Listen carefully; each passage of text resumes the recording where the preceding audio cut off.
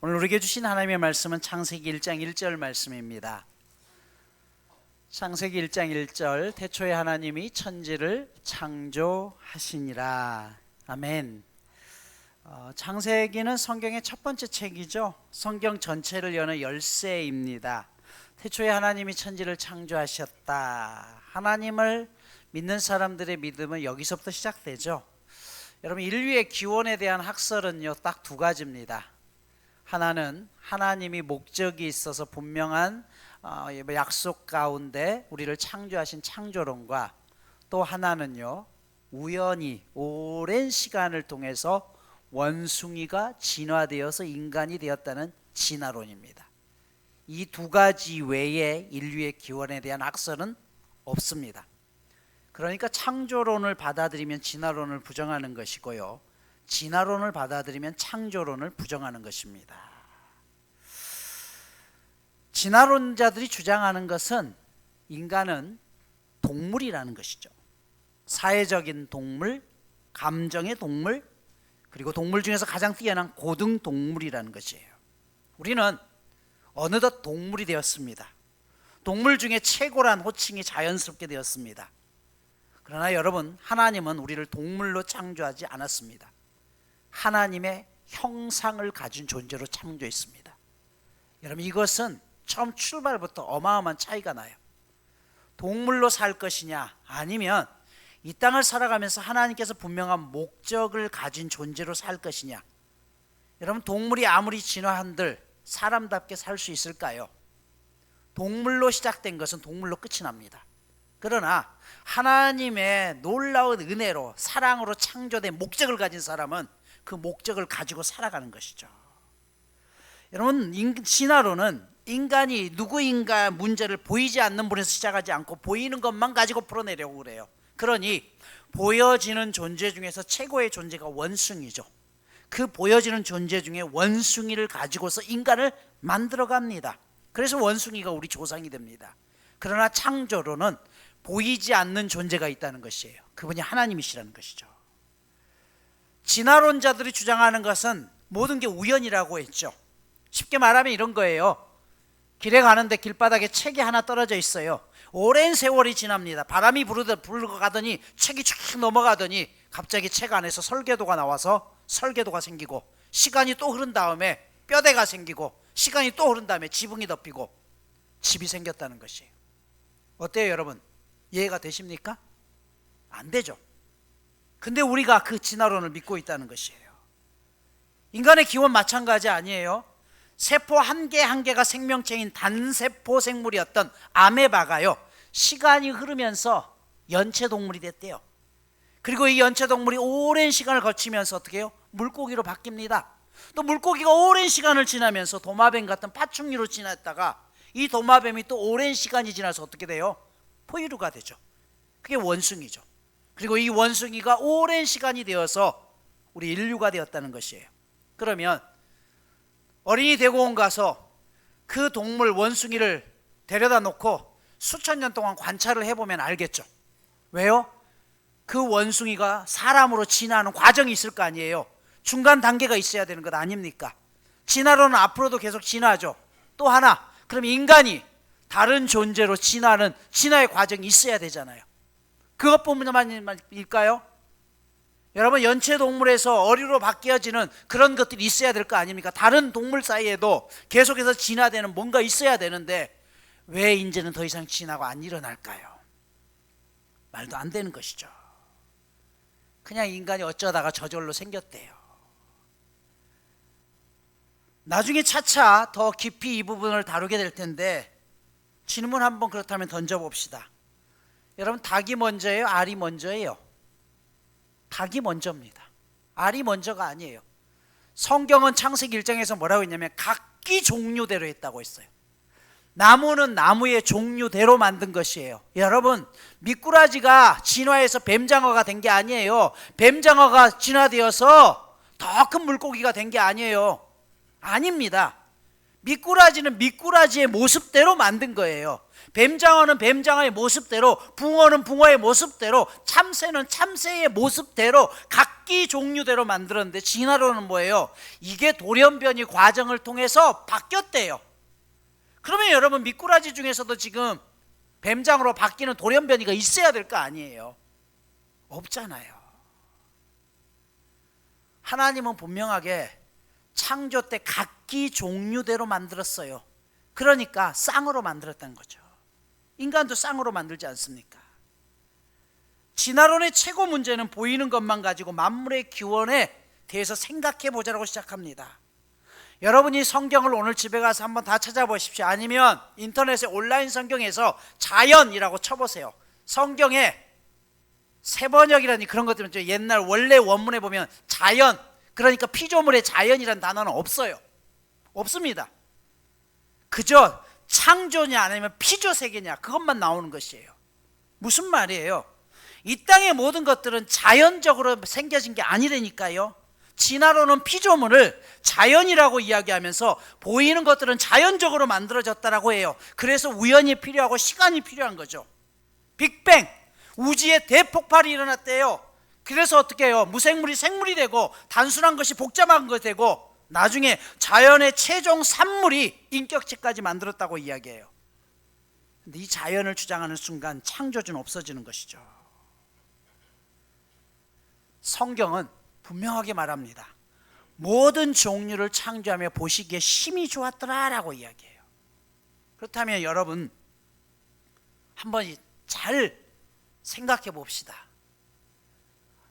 여러분이 누군가의 분명한 목적에 의해서 만들어졌다는 존재를 믿는 것하고 그저 어쩌다가 굴러가다가 시간이 흐르면서 그냥 저절로 생겨난 것과 그 두 가지의 믿음 가운데 누가 인생을 제대로 살아갈 수 있을까요? 사람은요 보람을 먹고 삽니다. 보람상조. 보람을 먹고 사는 거예요. 그렇죠? 왜 우리가 인생을 살아가면서 힘든 줄 아세요? 보람이 없기 때문에. 내가 직장에서도 뭔가 목적이 있고 내가 일하는 보람이 있으면 재밌는데 가다 보니까 자꾸 비교하고 자꾸 나를 무너뜨리려고 하니까 그래서 힘든 거예요. 여러분 가정에서도 마찬가지 아니에요? 가정 안에서 여러분들이 자라면서 부모로부터 너는 참 귀한 존재야, 내가 너 때문에 살맛이 나라고 그렇게 살아왔던 사람과 어휴 내가 어쩌다가 너 같은 것을 낳아가지고 내가 미역국을 먹었냐, 너 때문에 내가 미친다 미쳐 라고 그런 말을 듣고 살아온 사람하고 인생의 질이 같을 수 있겠어요? 다르잖아요. 근데 진화론은 뭐예요? 그냥 우연히 생겼어요. 너를 만들려고 한 것도 아니에요. 그러니 인생의 목표가 없어요. 창조론은 뭐예요? 하나님이 심혈을 기울여서 내 새끼다라고 하면서 가장 귀한 존재로 너를 만든 거예요. 여러분 이 두 가지의 출발부터 다른데 어떻게 진화론을 믿는 사람들이 인간답게 살 수가 있어요? 동물로 살 수밖에 없는 것이에요. 결국 오늘 본문 1절을 믿지 못한다면 우리는 이 세상에 우연히 태어난 존재가 되는 것이에요. 당연히 삶의 목적? 그건 뭐예요? 내가 우연하게 태어났으니까 내 마음대로 살아야죠. 내 식대로 살아야 되고요. 나만을 위해서 살아야 되는 것이에요. 거기에 남을 배려하는 인생이 있을 수가 있을까요? 없어요. 그리고 그렇게 한들 누가 뭐라고 그래요? 왜? 내가 잘나서 내 마음대로 살아왔는데 왜 네가 내 인생에 개입하는 거예요? 이게 진화론입니다. 반면 창조론은 뭐예요? 남을 유익하게 하고 보람되게 살고 하나님의 뜻 가운데 세상을 정복하고 다스리고 누군가를 섬기며 사는 것이 하나님의 뜻이잖아요. 그래서 오늘 본문 1절을 믿느냐 안 믿느냐에 따라서 우리의 인생의 방향 자체가 달라지는 것이에요. 태초에 하나님이 in the beginning, 이 태초가 뭡니까? 하나님께서 천지 만물을 창조하셨다는 것이에요. 그런데 하나님은 뭐예요? 영원을 살아가시는 분이에요. 영원이라는 것은 시간과 공간을 초월하신 분이라는 것이에요. 하지만 인간은 반드시 시간과 공간 안에 있어야 돼요. 인간에게 시간은요 내가 태어날 때입니다. 시간의 마지막은 내가 죽는 시간이에요. 그리고 지구라는 공간 안에 있을 때 내가 존재하는 것이에요. 즉 우리가 시간 안에 살지 않는다는 것은 죽었거나 태어나지 않았다는 것을 전제하는 것이에요. 그런데 하나님은 천지를 창조하셨다, 태초에 하셨다는 것은 인간을 존재시키기 위해서 시간이라는 공간이라는 그것을 만드신 분이라는 것이에요. 그렇다면 우리가 여기서 한 가지 또 중요한 사실을 발견할 수 있어야 됩니다. 이 지구상에, 이 지구 외에 다른 외계에, 다른 행성에 생물체가 있을까요? 없을까요? 없어요. 없습니다, 여러분. 가끔 UFO를 봤다고 하죠. UFO가 뭐예요? 미확인 비행 물체예요. 미확인, 확인된 건 아무것도 없어요. 뭔가 찍혔을 뿐이지 그걸 확인한 사람은 아무도 없어요. 공상과학이라고 하죠. 공상은 허구이고요, 과학은 사실을 이야기합니다. 두 단어가 처음부터 모순이에요. 여러분, 진화론 입장에서는 지구도 우연하게 생겼기 때문에 어떻게 생각하는 거예요? 지구 외에 다른 행성에도 생명체가 우연하게 생겼을 것이다라고 이야기하는 거예요. 그러나 성경은 분명하게 이야기해요. 지구를 만드신 건 인간을 위해서 만든 거라니까요. 시간도 인간을 위해서 만드신 거라니까요. 그런 이 지구 외에 다른 외계의 생명체는 없습니다. 진화론자들은 이야기하죠. 달이나 화성에 물이 발견됐다. 여러분, 물이 있다라고 해서 생명체가 존재하는 건 아닙니다. 지구에서 생명이 살기 위해서 필수적인 것은 물이지만 물이 생명을 잉태하는 것은 아니에요. 여러분들이 세숫대야에다가 물을 떠놓고 천년 만년 기다려 보십시오. 거기에서 생명체가 나오지 않아요. 다시 말씀드린다면 하나님께서 인간을 위해서 지구를 만들어 주셨고 그 지구 안에 인간이 살 수 있는 환경을 만드셨고 지구 안에 모든 생물들을 각기 종류대로 만드셨어요. 그 모든 포커스는 뭐냐? 왜 나무를 만들었느냐? 왜 해와 달을 만들었느냐? 왜 동물을 만들었느냐? 그건 인간을 위해서 만든 거예요. 우리를 위해서. 차차 이 부분은 더 깊이 배우게 될 겁니다.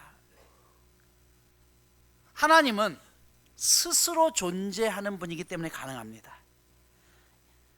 인간을 포함한 모든 만물은 시간의 흐름 속에서 늙어가고 결국은 죽습니다. 그런데 하나님은 시간과 상관없이 사시는 분이기 때문에 2000년 전이나 지금이나 여전히 있는 원래 그 모습 그대로 존재하십니다.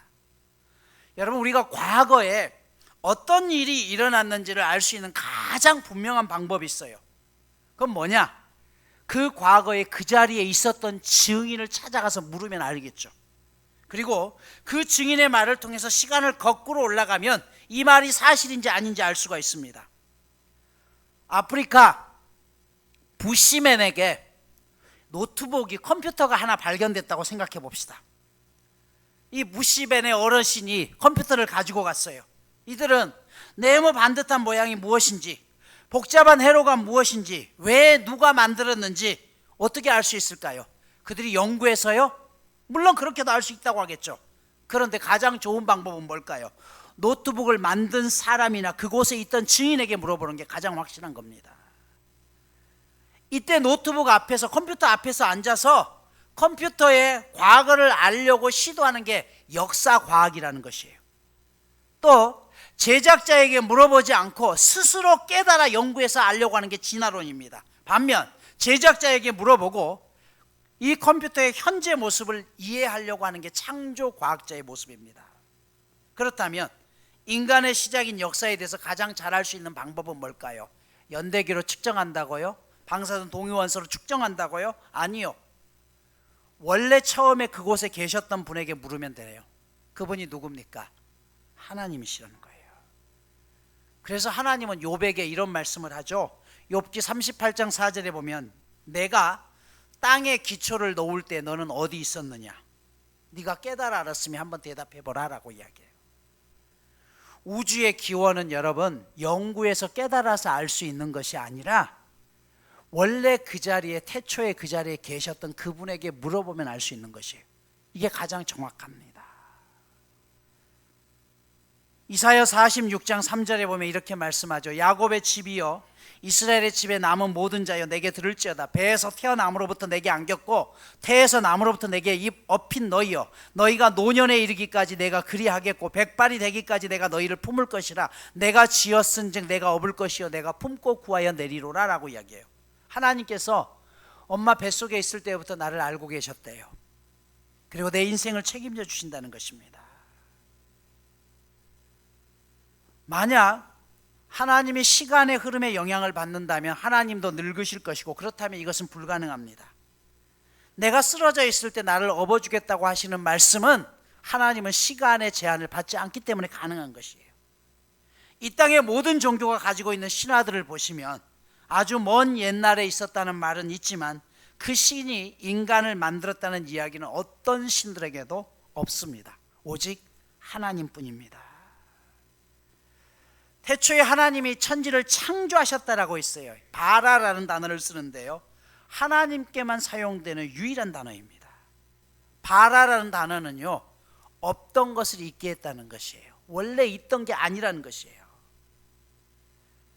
창세기 1장 27절 보면 하나님이 자기 형상 곧 하나님의 형상대로 사람을 창조하시되, 여기 창조했다는 말은 생명을 창조했다는 것이에요.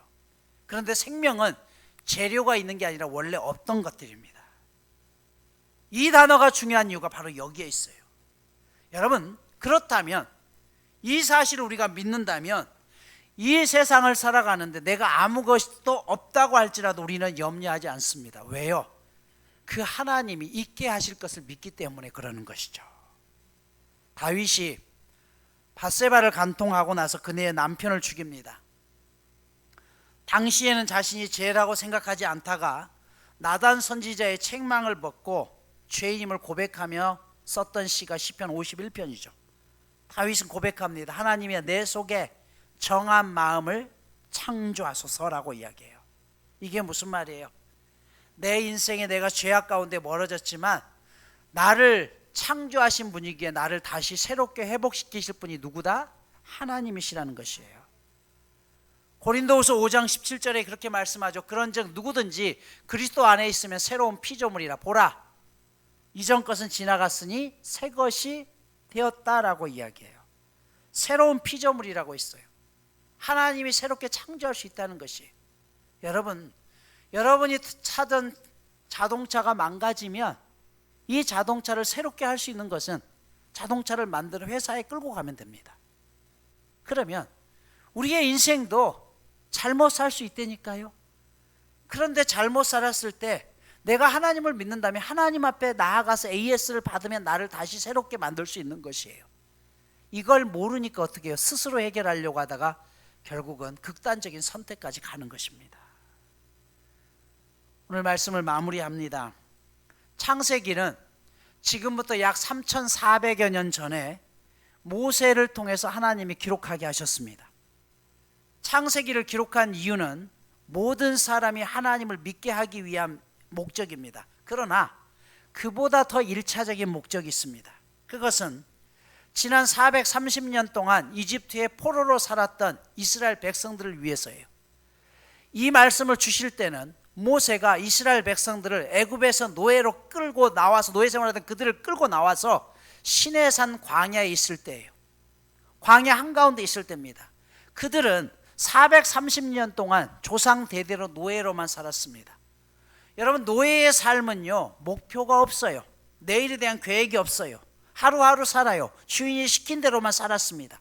그들은 단 한순간도 자신들이 왜 살아야 되는지 목적을 분명하지 몰랐습니다. 그때 하나님께서 모세를 통해서 이야기해요. 너희들은 태어날 때부터 너희의 인생이 노예가 아니라 내가 너희를 창조했다는 것이에요. 그래서 너희가 어떻게 살아야 될지 내가 분명하게 알려주겠다는 것입니다. 내가 스스로 창조하는 창조주다. 바로의 왕이 너희의 주인이 아니라 그 바로도 지은 사람이 나이고, 그렇다면 너희들이 지금 광야 한가운데 있고 앞으로 무엇을 어떻게 살아가는지 모르지만 내가 너희들의 인생을 인도할 것이고 너희의 인생을 새롭게 창조할 것이다. 이것을 믿느냐는 것이에요. 그래서 1차적인 대상은 바로 광야 한복판에 있는 이스라엘 백성들을 위해서 그들에게 새로운 목표를 가지고 새로운 인생을 살게 하기 위한 하나님의 약속의 말씀이었습니다. 그래서 우리는 창세기를 공부하면서 우리도 반드시 회복돼야 될 게 있어요. 첫 번째는 하나님 형상을 회복해야 됩니다. 하나님의 형상대로 만들어졌어요. 원숭이가 진화해서 된 게 아니라는 것이에요. 그러면 하나님의 형상을 회복한다는 게 뭐예요? 모양입니까? 아닙니다. 그분의 성품을 회복하라는 것이에요. 하나님이 거룩하신 존재기에 인간도 거룩한 존재라는 것이에요. 하나님이 자유로우신 것처럼 인간도 자유로워야 된다는 것이에요. 죄로부터 자유하고 묶였던 것부터 자유로운 삶을 살아야 된다는 것이에요.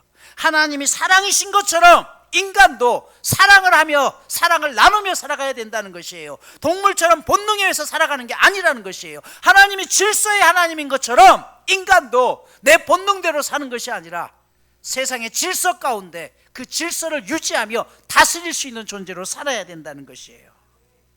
정확한 목적의식을 배워야 됩니다.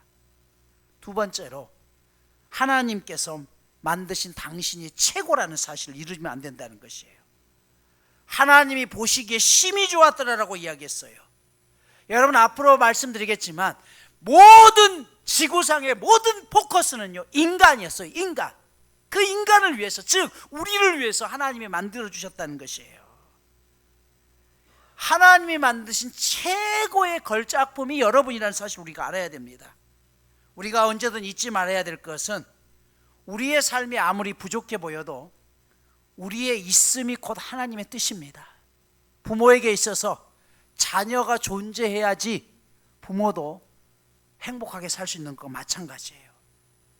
우리의 삶이 소중한 이유는 바로 그것이에요.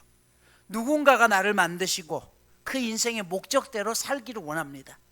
그런데 내가 그것을 인정하지 않을 때 내 삶도 소중하지 않아요.